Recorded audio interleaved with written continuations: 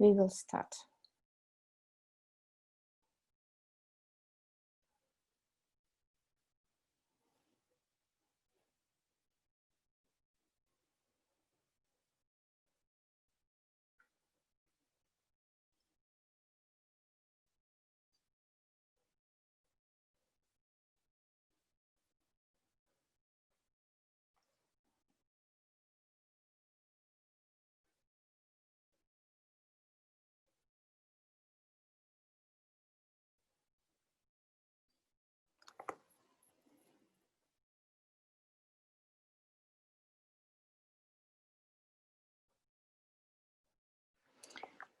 So I believe it's high time to start our webinar, which is dedicated to well-being of youth and how can we support our children in this hard time during the pandemic and post-pandemic times. I would like to ask Anna-Lea if you see that participants are joining us, because unfortunately when I share my screen I cannot see it. Anna-Lea, could you please turn on your mic and tell me about this? Yes, of course. Welcome everyone, and hi from Worlddidac as well in Bern. I see there's already many attendees, and I believe we can start. Okay, thank you so much, Anna-Lea, for your update. I will start with information about this webinar very briefly. We will use 1 hour of your precious time, and each speaker will have 15 minutes, including 5 minutes for questions and answers. Questions concern a specific speaker, and after the speeches of all the speakers, we will have 5 minutes for question and answer session in the end of the webinar. Please don't forget to mute your microphone and turn off your web camera so that our speakers are not getting disturbed and distracted. And this webinar will be recorded and you will be able to see the record after the webinar is finished. We have already started live streaming of this webinar in YouTube and Facebook. And if you have any questions, please put them in the chat and speakers will be able to answer them. And if you post anything in social media, we would be pleased if you could mention the hashtags that you can see on our screen: Arctic Education Forum, PINA Network, Worlddidac, and Worlddidac Association. So, some words about the organizers of this webinar.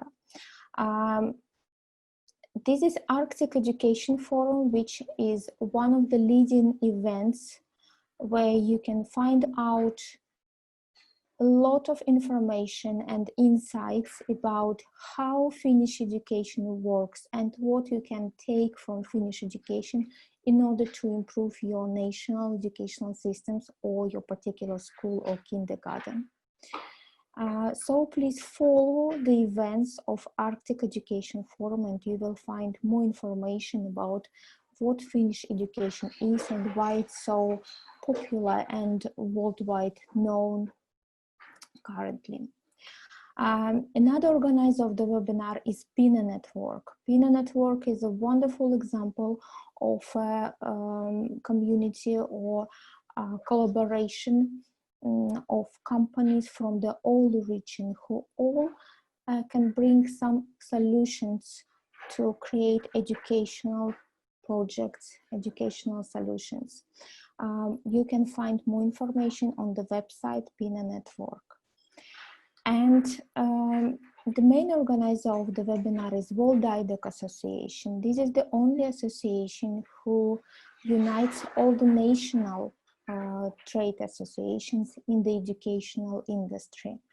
And if you wish to get state-of-the-art information about new innovations or whatever is happening in education industry, please visit Worlddidac website, join the association, and you will stay tuned for these times about the education, what is going on. Today we have 3 speakers and me as a host.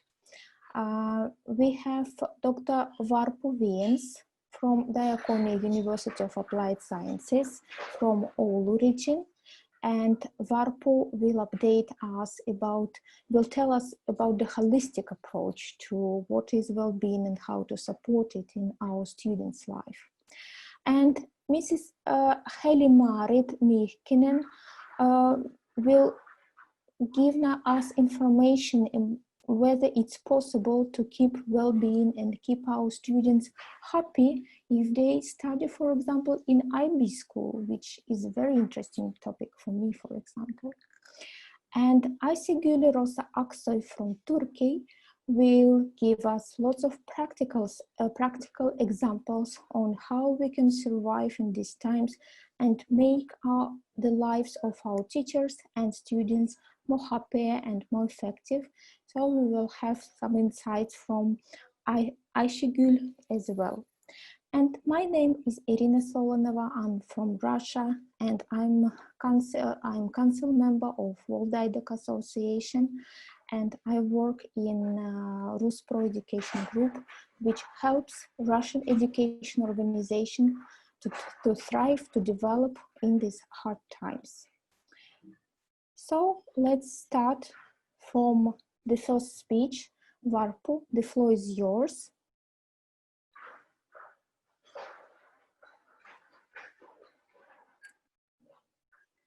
Varpo, please share your screen. Yes, thank you. So, thank you, Irina, for the presentation. And hello, everyone. My name is Varpo Viens, and I'm happy to talk to you about the well-being of children and youth and how to support it and hopefully bring new perspectives to the debate. First, I would like to thank the organizing parties for this possibility to share research, results, and thoughts. My background is in the health and nursing science, and although I am not an educator, I acknowledge education has a central role in the construction of well-being. Though the topic is partly about post-pandemic times, I think we all realize by now that we have to learn to live with various exceptional circumstances, and hence it is even more pivotal to recognize what contributes to promoting well-being and how to implement it everyday life. So I wanted to change, but it doesn't change. So you can change the slides. In the left corner, there are some buttons. Can you see the buttons on the left corner? Yes, here. No, they are not appearing. Let's see. It's a pity because it worked fine before. No, it was just running late, sorry. Okay, very good. So today's topics are things that affect well-being, how to support it, and the themes on inequality.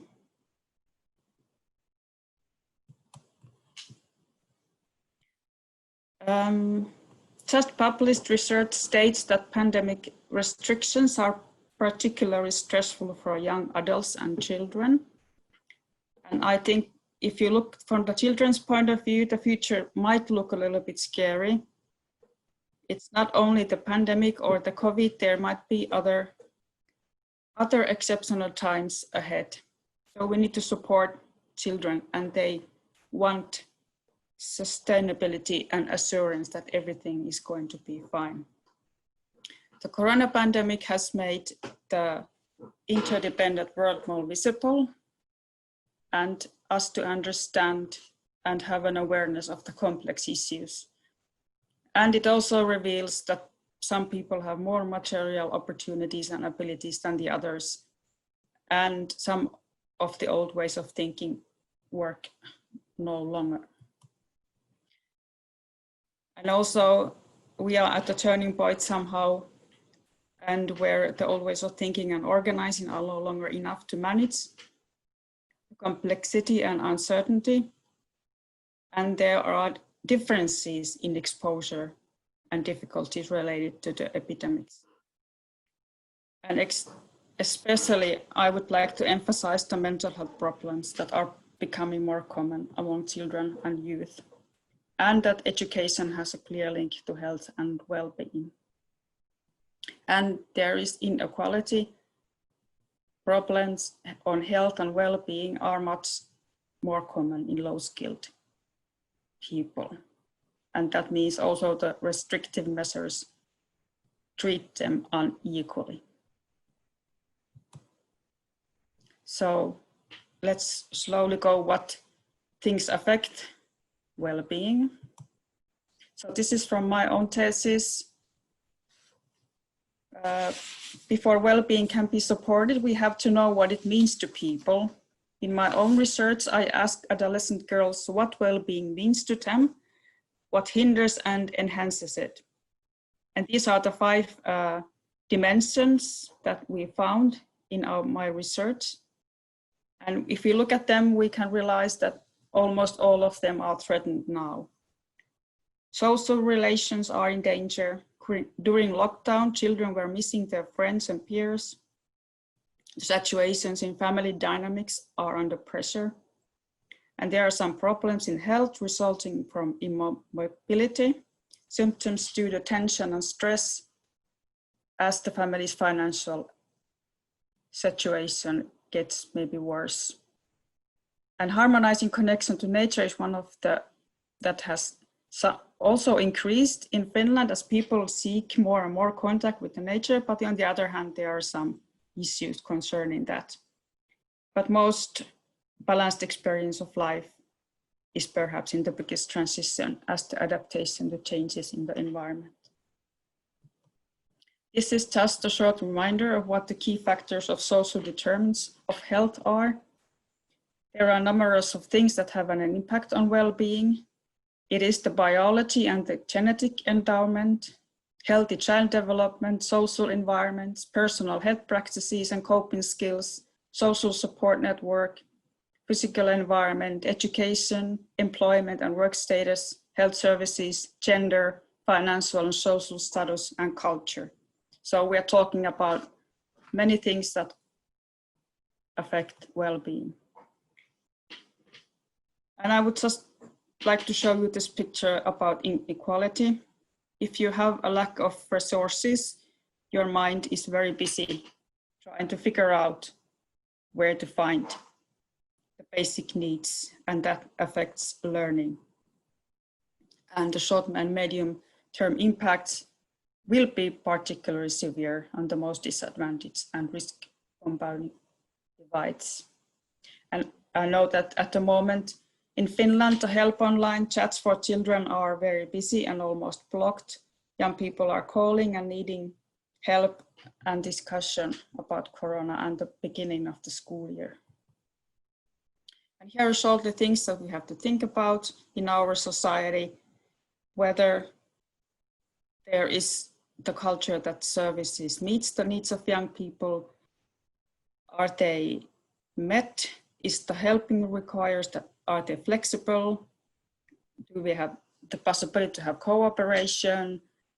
And our welfare system is sadly not able to stop at the silent symptoms or early symptoms, but we act mostly reactively, often when the symptoms appear. And I would like to remind you also that these remote digital services have a different impact on different people. Replacing face-to-face services has its own impacts. And for example, during remote teaching sessions, students' insecurities have been amplified. If you see the background of your home or you have some trouble at home, at that respect, the physical space of school creates an equal equation. And then you have to think about the access to the internet and devices.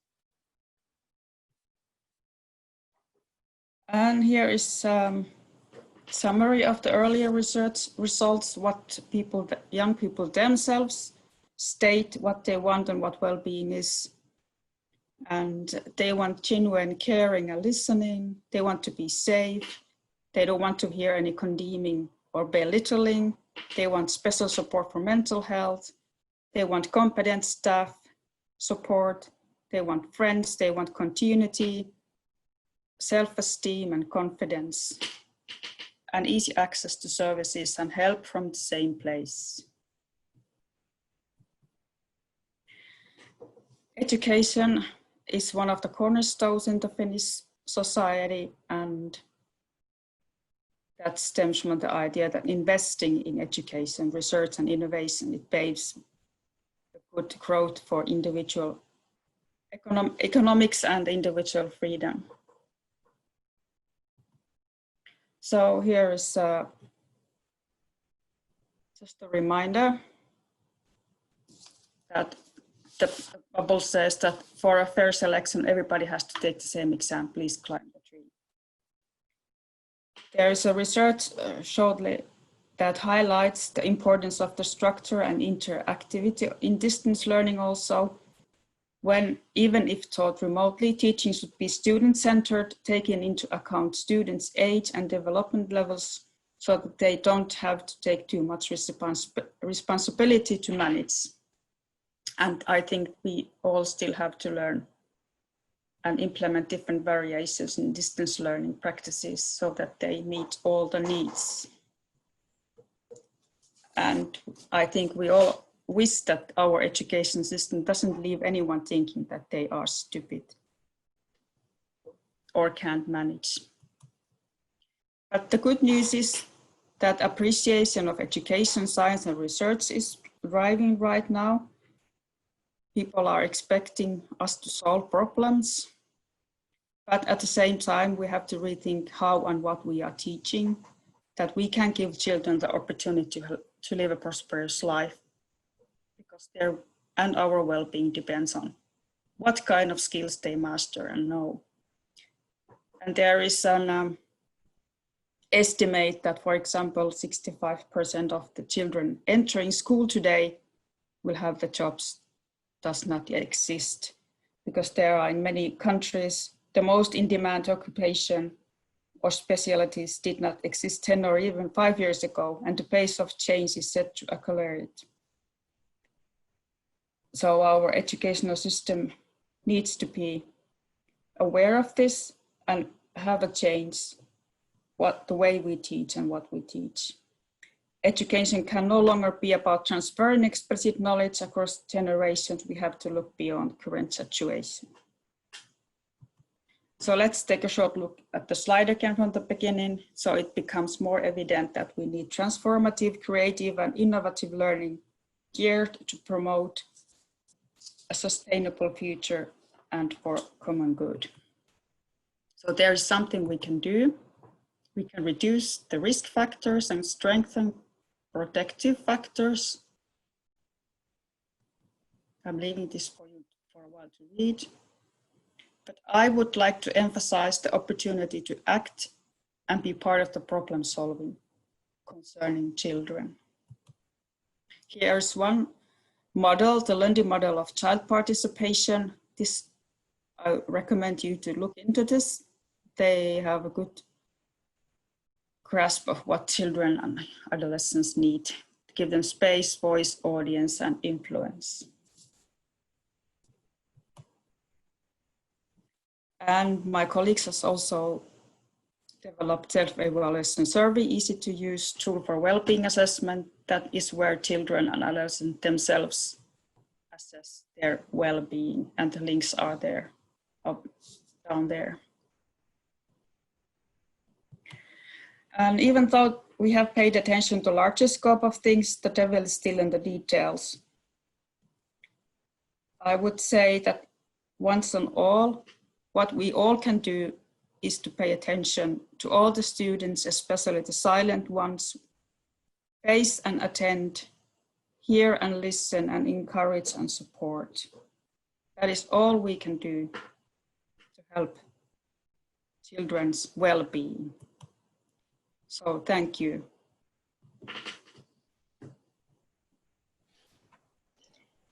Thanks a lot, Varpo.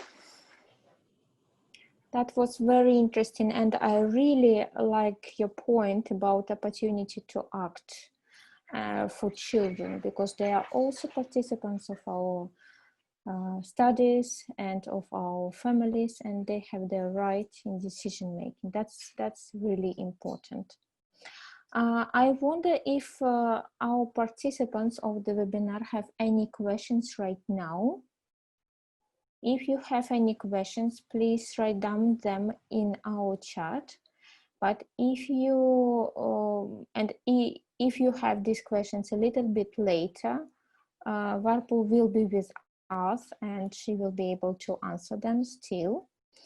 So you can answer questions then a little bit later. Varpo, you have noticed that you have studied this in your thesis. So this is the question which did not arise just in March this year. This question was obviously important for you. I mean, well-being of youth beforehand. Is it like studied in Finland? So is it? So you have somehow predicted that it will be very important in such a crisis situation. Is it really a question which is studied in Finland before? Yeah, yes, I think it's, at least in my research field in health sciences, we were interested in what constitutes well-being and what promotes it. And we have to know from the people themselves that we can get effective ways of their life better. If we do things that don't go the way people think or experience, then is it vain? We have to ask. Okay. We have to combine research, scientific research results, and the way people feel and think and live their lives. Okay, thank you. And how do you then distribute your knowledge and your findings? How teachers get now this information, the parents? Yes, we have the ordinary ways to report scientific findings, and we are working with the THL, the National Institute, and also via our diaconia. I see. So I see. Hopefully people learn a lot. Thank you so much, Varpo. And I would like to invite next speaker, Heli-Maarit Mihkinen, who is International Baccalaureate Diploma Program Coordinator from Oulu City. Heli-Maarit, the floor is yours. So please start your demonstration. Yes, the demonstration of your screen.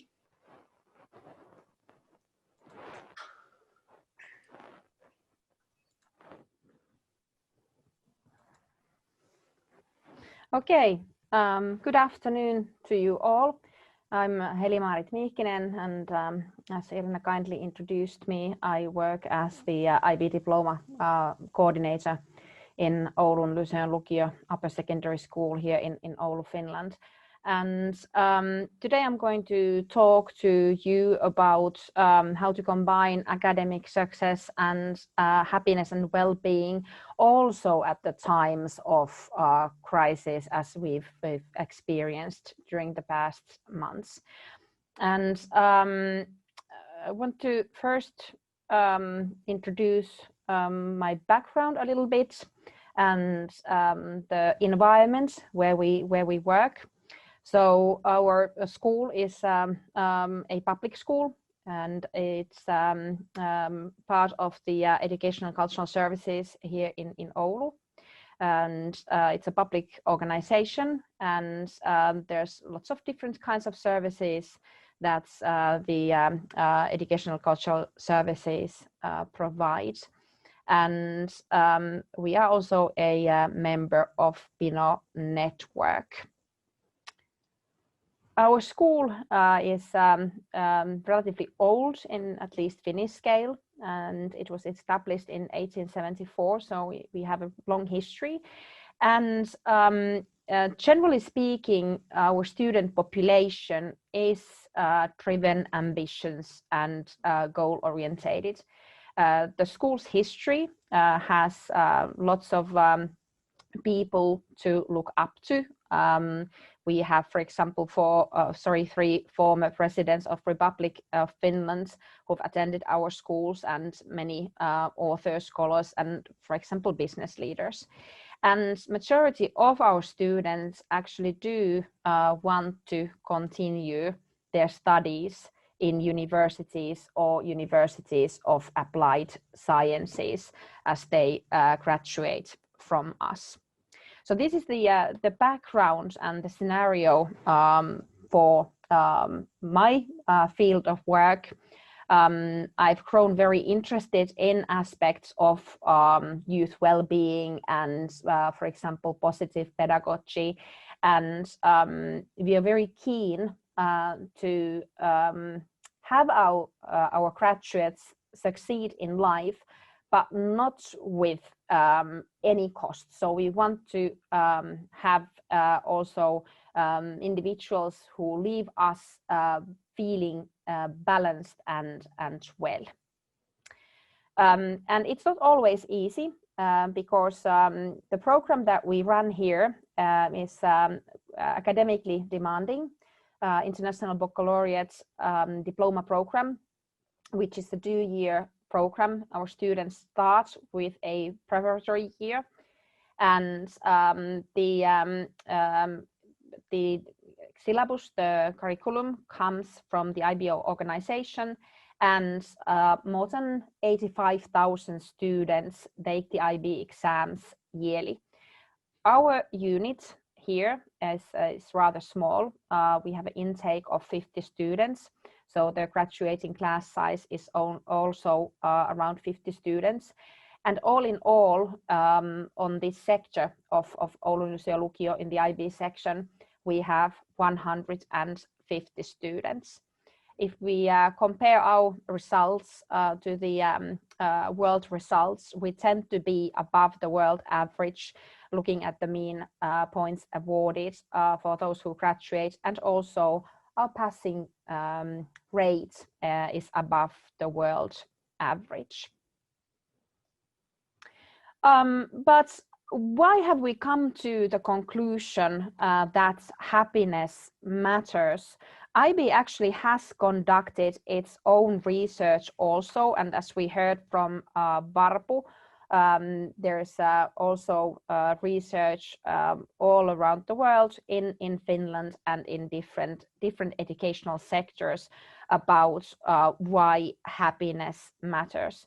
There's actual statistical studies that have found correlation between aspects of well-being and happiness to attendance, grades being awarded, pass rates, and so on. So it is something that affects the results of our work, even if we don't pay any attention to it. And as teachers, we aim to get the best possible results. As schools, we tend to aim to get the best possible results. And often it is easy to ignore these kinds of aspects and concentrate more on teaching the knowledge and the skills, and kind of like think that well-being and happiness are issues that kind of like take care of themselves, or there's a school psychologist or social worker or somebody who takes care of these things. But from our perspective, it is something that needs to be in the core of our day-to-day operations. It is also a valid point or worth consideration that how do we actually define academic success if we are so interested in it, and how we've defined academic success is in 4 different ways, and this is of course, very, very categorical and a simplified version of what academic success means. But these are the main points that we've identified when we have looked at these things internally within the school. First thing, of course, is simple. We want the students to hit their target grades. We also want each of our students to find a career path that is suitable for them. Although, as I mentioned, we tend to get mostly high achieving students, but we do have a heterogenic group. And therefore, it's not only Oxford and Cambridge and Aalto University that our students apply to, but it's the whole educational sector. And it's important for us that our students find and identify the career path, and then thirdly, that they get to universities and universities of applied sciences of their choice. But the final point is just as important. We want to have graduates that are balanced individuals, well prepared, not only academically, but also mentally for the challenges they will face. And we all know that there is bound to be some kind of challenges, as we saw also in Varpu's presentation. Some of these challenges that the students are facing are beyond our imagination, even the kinds of changes that we might see in the future. So this is now how we've identified academic success. And one of the key things in working towards these goals is to think about the role of the staff. And what I think, and what the administration in this school thinks, is that a strong community is the keystone for everything else. And that is laid when we have a highly qualified, professional and unified staff. And this unification within staff is important. We need to share some basic core values, share a mission and have common goals. And that creates the feel and sense of community when students can go from one class to another and feel that we are working towards the same goals. All of the teachers are in the same boat, and that sets the basis for growing a strong community. Having fun together is important. And then one very important thing, if we think about this spring and the situation with the pandemics, good communication that is aided by technology. Even before the pandemic, we spent quite a lot of time thinking about communication channels and how to use the technological tools so that there is efficient communication of course, these common goals and shared mission and values, but also the more practical issues as well. And what we think is a strong community, it is a community that communicates and problems are resolved quickly. It builds a nurturing environment for the students and allows individuals to bloom. As Varpu identified in her presentation, one of the things that the young people are looking for is genuine caring and listening.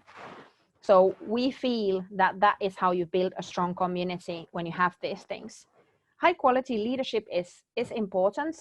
So there needs to be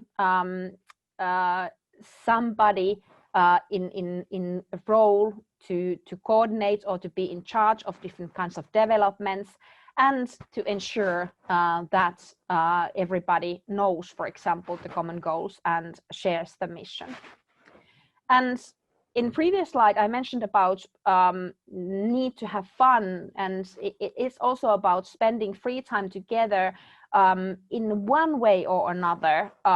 It can be over a cup of coffee in the middle of work day, But teaching is a profession where personality matters, and you need to know who you are, and you need to know who you are working with to be able to build a sense of community around you. What we see as our strengths in our school, and how we also, I think, survived rather well last spring when there was the lockdown of schools. Already in the past, we've dared to try out new things, new technological tools, new pedagogies, and different kinds of things. Sometimes we identify that things work, other times perhaps not so much. But we want to identify ourselves as a learning community. We want to be a school that responds to feedback and allows the students to express their own opinions, and we value their input in decision making. And again, technology is important.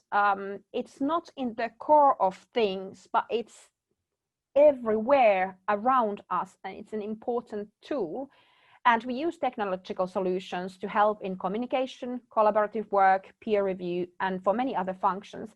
And that explains why we didn't have as hard of a time as perhaps some other schools in this transitioning to distance learning, distance teaching, because many of these tools that we've used in a way that is already interactive and allows people to share ideas and thoughts and feel that they are together, although they are perhaps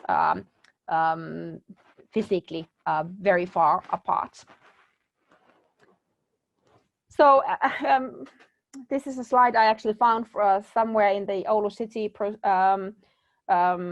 brochures, but I like the idea that it's not about the technology, but how you use it, and how versatile the use of technology can be. And when we have, for example, teachers who are familiar with many different kinds of tools, it's easier to adapt in a situation that requires adaptation. And you can have the sense of community in an online presence. This is what we found, not in the same way, but in a way anyway. Students missed coming back to school for sure, and they've been happy to be here. But how it still worked last spring, I was rather surprised how easy the transition is. And psychological aspects, we can see that especially for some students, the face-to-face connection is more important than for others. But for many, it is also so that technology can aid in situation where everybody needs to isolate. Finally, I want to share some of our suggestions and some notes about how we felt last spring. And first of all, of course, you cannot build a strong community in a day or in a week or in a month. But what we notice is that when we have a unified, strong community, it will withstand exceptional circumstances, not without any damage, but at least rather well. Flexible and versatile use of technology under normal circumstances makes it easier to adapt to adverse circumstances. So when you put resource to, for example, teacher training in educational tools, it can then be surprisingly efficient in these kinds of circumstances. And when teachers feel confident about the tools that they are using, it also reflects towards the students. Well-being of the students needs to be the focus of attention every single day. It is just kind of like the most vital thing, and you should really start with that, and then often the rest will follow. And finally, and this is something that we found, we weren't necessarily always good at this last thing, but this is something that we realized that in this situation that still continues, this is something that we do need to learn to do, and we need to dare to focus on things that matter the most. Sometimes if we don't have time to teach a specific topic or specific skill, but if we've created a moment of warmth and sense of community, the benefits can be greater than if you spend that 15 minutes teaching, for example, photosynthesis. Okay, that's my part of the presentation. Thank you for listening, and I would be happy to answer any questions if you had any. Thank you so much, Heli-Maarit. That was very interesting to hear how your school works and what are the basic principles of how you organize your schoolwork. Actually, this is really outstanding experience, and I wish that all the schools can follow your recommendations and how your team workers are organized, how you use technology and all these things. So if at the moment there are no questions in the chat, so perhaps our participants will ask questions further. But I would like to comment on your speech that as far as I remember, Finland is a leader in the World Index of Happiness. So your work is not done in vain. It seems that Finnish people are happy even after they finish school. So it all starts from school. Yeah, I agree. I think that the if we think about how much time young people spend at schools, it is vital that happiness also comes from that part of their lives. Okay. Thank you very much for your insights, and thank you for sharing your experience. And now I welcome our next speaker, Ayşegül Rosa Aksoy, a researcher from Turkey, who represents Council for Creative Education, an organization from Finland, from Tampere. Ayşegül, the floor is yours, so I can see your presentation already. Thank you. Thank you very much. Hello, everybody. Thanks again to Irina for introducing me, and thanks to Worlddidac for having me on today's webinar. I will be talking about physical activity and well-being of youth with and/or without disabilities under the circumstances of the COVID-19 period, of course. But first of all, I would like to start with my sincere condolences to whom lost their loved ones, and I also hope the ones who is at the hospital will get well soon. And today, I will be following this agenda, and I'll be talking about the COVID-19 period at a glance from the perspective of Turkey and Finland. And then I will talk a little bit about well-being of the kids and youth and physical activity recommendations during the COVID-19 conditions. So, starts from the end of 2019, COVID-19 has led to dramatic and drastic changes in all around the world. Therefore, the COVID-19 pandemics, as the president of World Health Organization said, that it is once in a century health crisis, and the effects will be felt for decades to come. Due to high risk of transmission and the increasing number of the cases, WHO announced it as a pandemic on 11th of March. And in Turkey, the Ministry of Health and its scientific committee took an action with new regulations and precautions immediately after announcing the first positive case in Turkey on 11th of March. Starting from the 13th of March, traveling abroad for the academics and government officers were cancelled. And in addition to that, actually, on that period, I was already flown to Finland by 12th of March. And so I had to stay in the happiest country until the 23rd of April due to closed borders and canceled flights. But then the new regulations came one after another, both in Turkey and Finland. And in Turkey, the Ministry of Health, the Ministry of National Education, and the Council of Higher Education, after a series of discussion, in light of whose recommendations, cooperatively decided to have the schools and the universities closed starting from the 16th of March.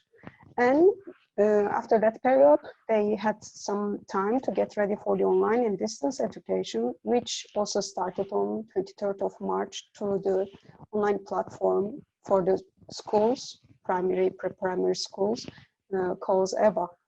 And in Finland, it was more or less on the same period. They also had the schools holiday, like the schools closed on 16th of March. And they also, after that, considered some other new regulations like closing the borders, canceling the flights, and even during my period, my time that I was staying in Helsinki, Helsinki region was also closed for the passengers coming out of the city or going from Helsinki to other part of Finland. And in Turkey, when the government decided to have online and distance education, then it was obvious that there was a need of online platform. But actually, in Turkey, each universities have their own student portal where the students and academics operate their course programs, assignments, course notes distribution, e-learning, so on. Moreover, most of those platforms allow you to have real interaction where you can have your online courses without needing Zoom or any other similar platforms. In addition to that, the pre-primary, primary, elementary, and high schools also have their own online platform, which calls EBA, as I said before. And on this platform, EBA, where it is a platform where the students have extracurricular activities, sport programs, and homework, and which is open to use both teachers and parents too. And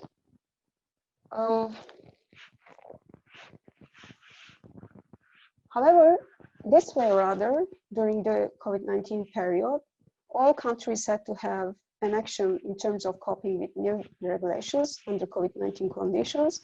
Furthermore, when it comes to education, it needed to be aware of 63 million of educators, 1.5 billion of students were affected of school closure in 188 countries in all around the world by March.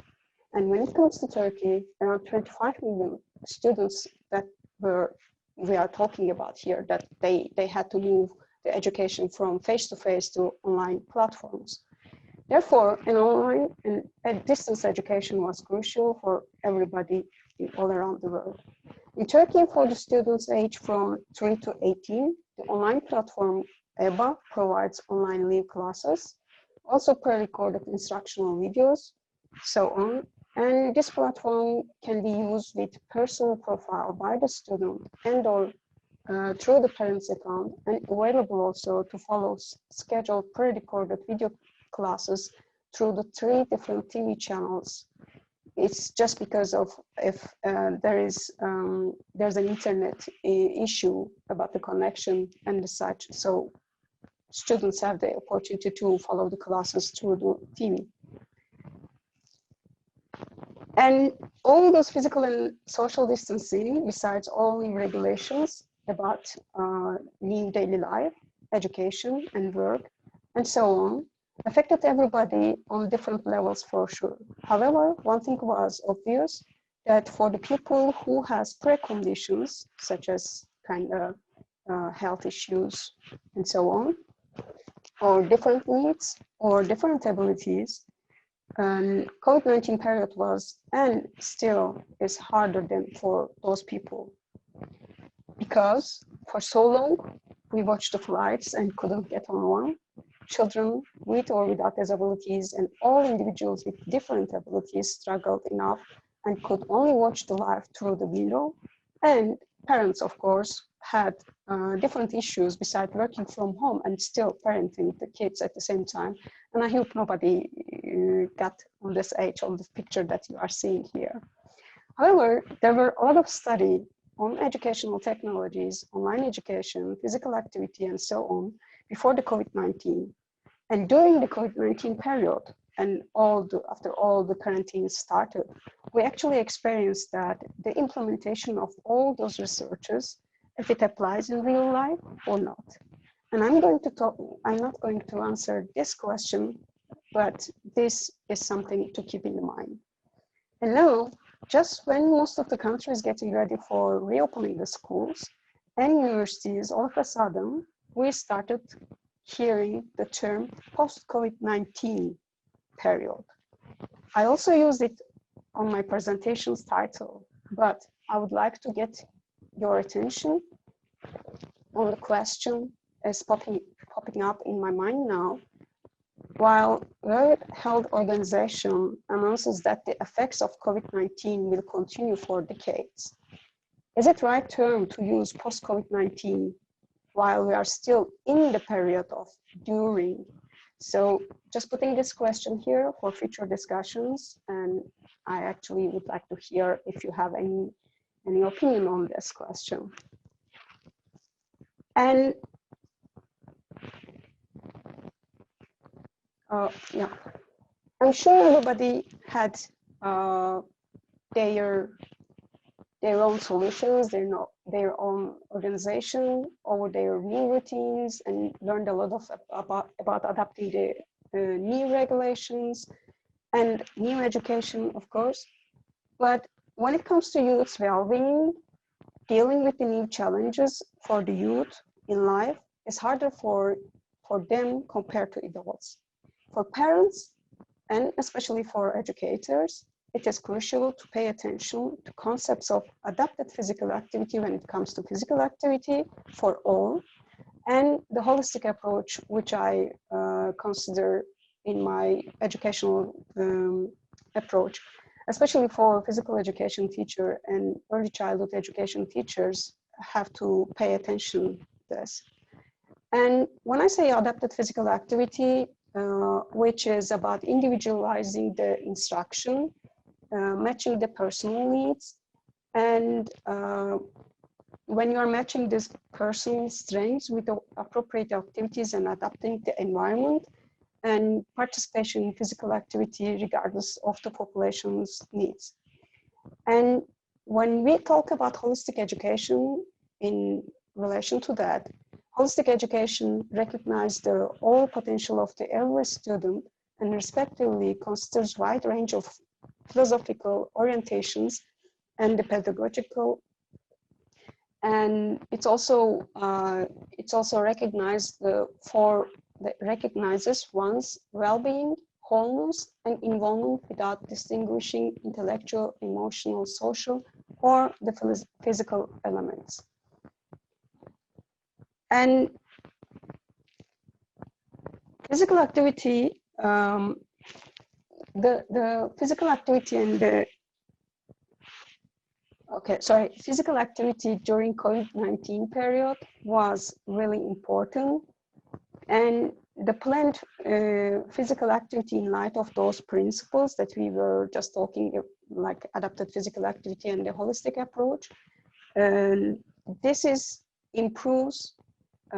these principles are improving muscular and cardiorespiratory fitness, bone and functional health, and also reduces the risk of hypertension, coronary heart diseases, stroke, diabetes, various types of cancers and depression, and so on. And the first recommendation from World Health Organization, if you remember, when we suddenly start talking about COVID-19 as a pandemic, was physical activity and exercise to keep ourselves on track. And actually, sorry, I'm going to change it. Yeah. And as Heli already mentioned, talked about building a strong community, which is also important here, that I'll be talking about the guidelines for the efficient physical activity and going back to school in terms of cooperation. Because when we talk about going back to school, is not only about sending the students to school. Of course, we all consider this. And it is, I can say that it is important from the perspective of the parents, teachers, and the students, of course, and the community as a whole. And the cooperation with the governmental experts and the new regulations and the school principals cooperating with teachers and parents all together is very important to get back to school safely. And when you are back to school as teachers, accessible and inclusive practices are important. For that reason, we have to have the accessible curriculum, course materials need to be adapted for the new regulations and new inclusive approach and new inclusive environments for all. And improved health and sanitation practices are very crucial, just like following the basic rules in the first step, such as the distance from each other, washing your hands, hand sanitizing, and then using the mask and social emotional support, which is very important. So specifically, if we talk about the physical activity during COVID-19 period, and still on the coming months that we know that we will have some, maybe some more time at home, even though some of the countries started the face-to-face education, but it is still in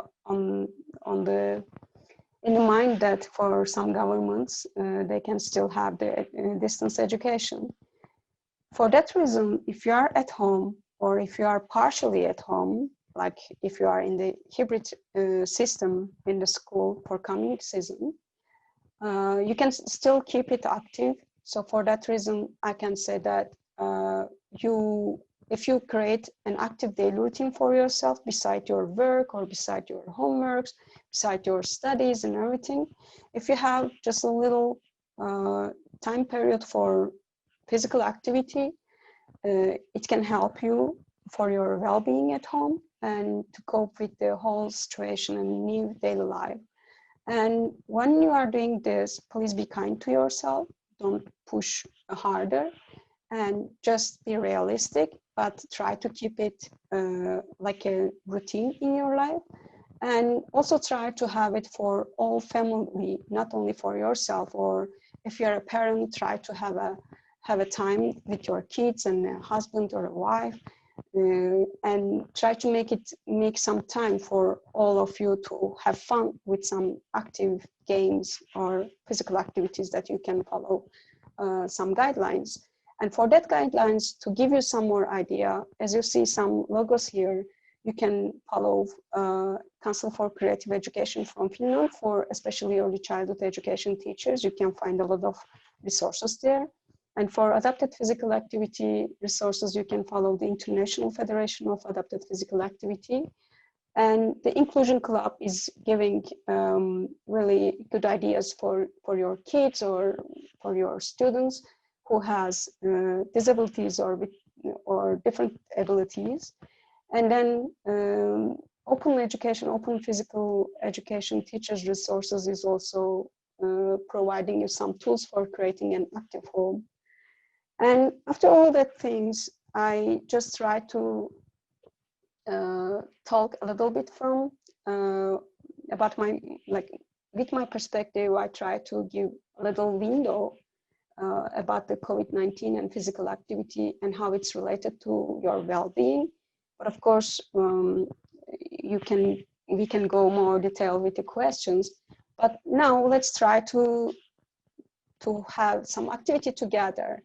And I know this is a webinar, and we are not seeing the participants, but you are seeing us anyway. So I will ask our host and also the other speakers if they would like to join me by showing themselves on the screen. And the ones who are watching us at their home or work or wherever you are, just follow my instructions then. So I'm just going a little bit back with my chair, and this is very easy. Just try to make your comfort on your chair, and just sit, lay your back, and try to keep your back straight. And we are just doing this, looking on our left, stretching our neck, and then to the right side, stretching, and left again, and last time to the right. Yes, and then I open my arms on the both sides, straight, and just for you to see me, I'm just fisting and opening my hands, fist and open your fingers. Yeah.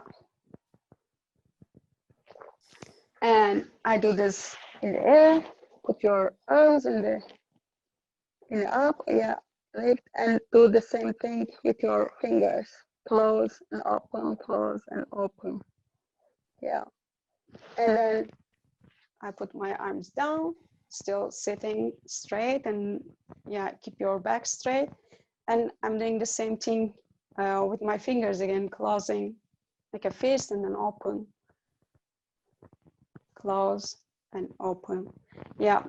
And then I just stretch my legs. I'll just move my camera for you to see better. So I guess you see. So I stretch my legs like this, and then my arms also stretch in the front. And then I'm making like a circle and going over my legs to stretch myself. And then opening myself with my arms in the air again. So one more time, opening the arms bigger, and then just stretching over your legs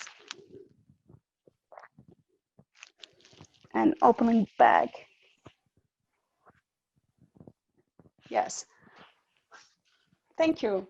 So this kind of little physical activities can help for you to motivate yourself and for you to keep your health on the track.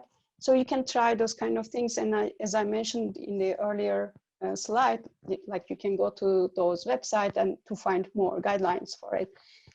Thank you for joining us today. And if you have any questions, I'm here. I'm happy to answer. Mm-hmm. Ayşegül, actually there is a direct question to you, and if you could read it, can you see the chart? Oh, let me just go there.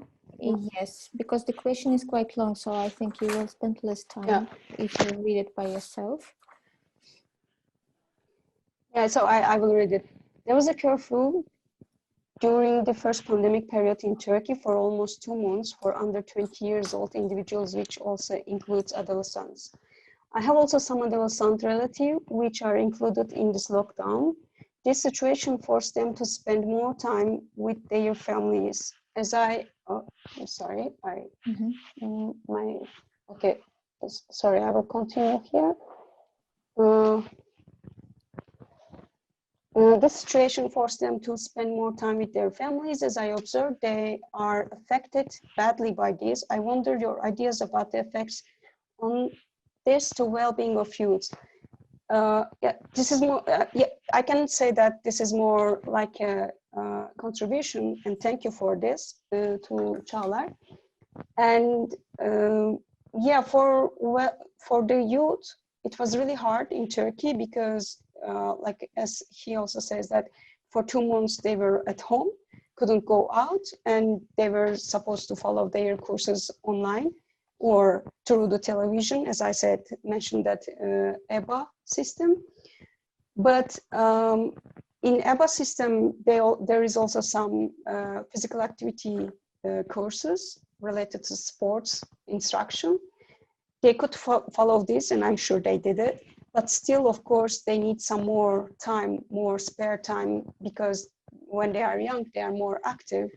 And so I can suggest they can spare some time either in the morning when they are just woke up, just to do some stretching, like just we did now as an example. You can vary it, or just before going to bed, they can also have some stretchings if they don't have opportunity to have more activities during the day. So I can suggest this. Mm-hmm.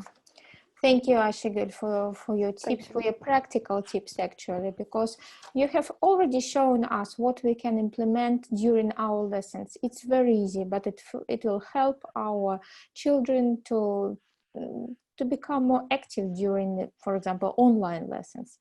Thank you very much for your update about Turkey and about your practical tips. So we have almost finished our webinar, and I would like to ask those participants who are still with us. I understand that we have a little bit increased the time of the webinar. Do you have any extra questions before we make a summary? Okay, thank you for the presentation. It is nice to also try and feel how it is take care. Yes, together. Of course. So now we have had a great physical training, online training. Okay, so I would like to, if you don't have any other questions, I would like to summarize and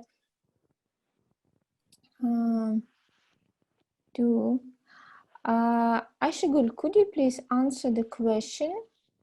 Yes, perhaps in writing, because we have to finalize the webinar at the moment, and the question is quite specific. So I would like to summarize and what we have heard from our speakers, from Varpo, for example, and from Heli-Marit and from Ayşegül. It seems that well-being should be part of each school strategy. And if your school is strong, if you have all the components of your school system, like leadership and team capabilities and innovations and school culture, then it's easy for you to innovate and to introduce any kind of technology which would support well-being of your students. And it's so easy to, not easy, but possible to help students to survive, to study with the help of physical activity. So thank you, Ayşegül, for sharing this. If there are any final words from our speakers, I would welcome you to have like several words to finalize if you wish so. Varpo, would you like to say something in the end as a summary? Yes, thank you again for Heli-Marit and Ayşegül for the lectures. And my final words and take-home message would be the emphasis of the well-being should be on prevention and promotion. So let's all work towards that we don't have to take children or adolescents to hospitals or other places. So keep in mind that and listen to each other and respect each other. Thank you. Thank you. Thank you. Thank you, Varpo, for such wise words. Thank you. Heli-Marit, any final words from your side? Thank you. It has been very interesting to hear these presentations and present myself. I suppose I want to wish for us all who work in education courage under these times. As Ayşegül said, we are not through this crisis yet, so it will be quite some time before we can actually call this post-pandemic era. So courage and strength for you all. Yeah, couldn't agree more. Thank you. Thank you, Heli-Marit. And Ayşegül, your final words and summary from your side. Yeah, again, I would like to thank to all Worlddidac team and all the speakers for having me here. And it was really instructive, very nice to hear all the different approaches and perspectives. And for the coming days, I can only wish that I hope all world will pass this soon, this pandemic. And I can also say that passing this and going through with our well-being is active life. So try to keep it active, I can say. Thank you. Thank you very much, and thank you, our speakers, for being here. And you all represent the organizations who are members of PINA Network. So thank you for being inside PINA Network and sharing your experience. And I welcome all the participants of the webinar to our future events which will be organized both by PINA Network and Worlddidac in order to update you and to give you the information which would be interesting and important for you, for your schools and for your educational organizations in the future. I wish you a good day and thank you so much for being with us this hour. Thank you so much.